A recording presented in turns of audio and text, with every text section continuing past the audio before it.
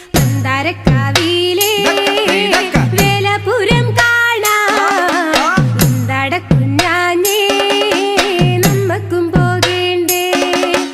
മന്ദാരക്കാവിലെ വേലപുരം കാണാൻ കുഞ്ഞാഞ്ഞേ നമ്മക്കും പോകേണ്ടേ.